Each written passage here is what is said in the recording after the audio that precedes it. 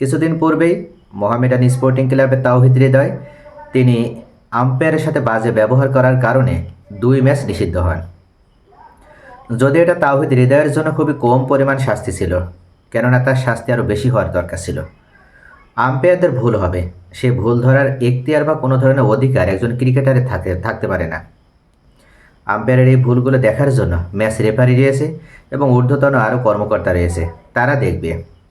কিন্তু একজন ক্রিকেটার হয়ে, একজন খেলোয়াড় হয়ে যে আম্পায়ারের অধীনস্থ হয়ে খেলবে, সে কিভাবে আম্পায়ারের ভুল ধরে? শুধু ভুল ধরাই নাই, আম্পায়ারকে ক্ষমা পর্যন্ত চাইতে বলে এবং তাকে ভুল স্বীকার করতে হবে।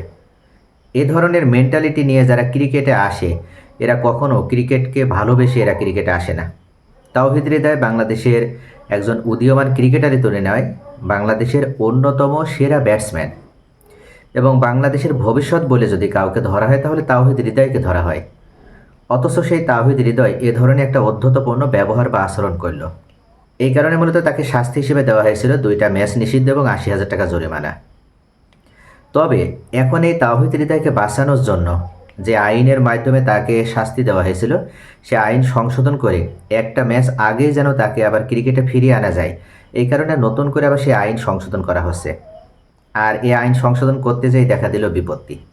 এহসানুল হক মনি, তিনি টেকনিক্যাল বোর্ডের দায়িত্বশীল, তিনি বললেন যে কোনোভাবেই একজন ক্রিকেটার বা একজন খেলোয়াড় যদি আম্পায়ারের সাথে বাজে ব্যবহার করে, আবার তাকে বাঁচানোর জন্য যদি সেই আইন সংশোধন করা হয়, তাহলে এটা অবশ্যই কোনোভাবেই কাম্য হতে পারে না। যার কারণেই উনি পদত্যাগ করলেন এবং কোনোভাবেই তিনি তাওহিদ হৃদয়ের শাস্তিকে খাটো করে না দেখে অবশ্যই তার শাস্তি অব্যাহত রাখার জন্য তিনি অনুরোধও করেছেন। এহসানুল হক মনির এই পদত্যাগটা মূলত চোখে আঙুল দিয়ে দেখিয়ে দিচ্ছে যে বিসিবি বা বাংলাদেশ ক্রিকেট বোর্ডে কতটা দুর্নীতিবাজ কর্মকর্তা কর্মচারীরা এখনও তারা বহাল তবিয়তে টিকে রয়েছে।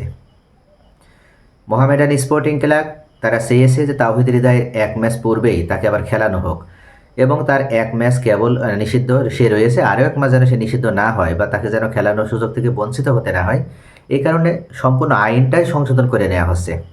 আর যার কারণে এহসানুল হক মনি প্রতিবাদ করল এবং তিনি এই টেকনিক্যাল পদ থেকে তিনি পদত্যাগও করলেন।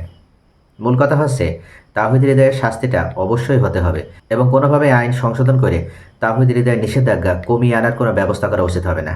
যদি এটা করা হয় তাহলে পরবর্তীতে এ ধরনের ঘটনা আরও ঘটবে, যেটা বাংলাদেশ ক্রিকেটকে কলঙ্কিত করবে।